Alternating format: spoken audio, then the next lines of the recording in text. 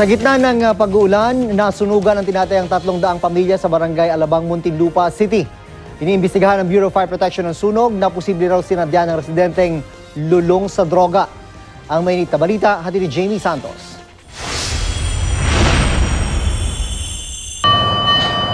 Nagngangalit ang apoy na bumalot sa mahigit 200 bahay sa Purok 13, Sitio Pag-asa, Alabang, Muntinlupa.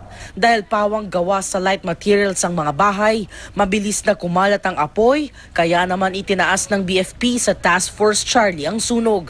Ang unang difficulty natin yung mga tao dahil talagang sinasalubog yung mga bumbero natin, masikip yung kalsada, then walang access yung bumbero natin, halos limited yung daanan papasok. Sinasalubong din daw sila ng mga residente na nakakasagabal sa kanilang operasyon. Kanya-kanya namang bitbit ng may sasalbang gamit ng mga residente. Napahagulgul na lamang ang ginang na ito matapos maupos ng sunog ang kanilang bahay.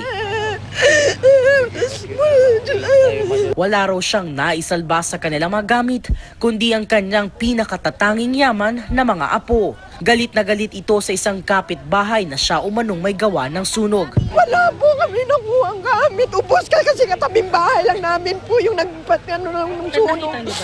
Ano ginagawa ni Michael? Sinunog niya po yung bahay. Tinanggal niya po yung tangke ng gas. At sinindihan po niya. Ilang kapitbahay raw ang nagtangka itong pigilan, pero pilit daw nito isinasara ang bahay. Ayon sa BFP, iniimbestigahan nila ang anggulong langu daw sa pinagbabawal na gamot ang kapitbahay na hinihinalang nagpasimula ng sunog. Pati ang posibilidad na maaaring nagkaproblema sa linya ng kuryente. Initially, meron tayong suspected na arsonist.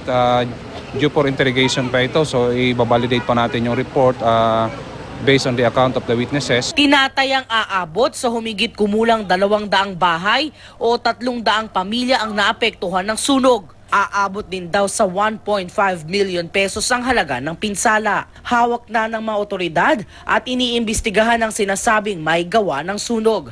Posibleng maharap siya sa kasong arson kapag napatunayang sinadya niya ang sunog. Binuksan naman ng tuloy sa Don Bosco Foundation ang kanilang pintuan sa mga nasunugan at binigyan sila ng medical assistance at makakain.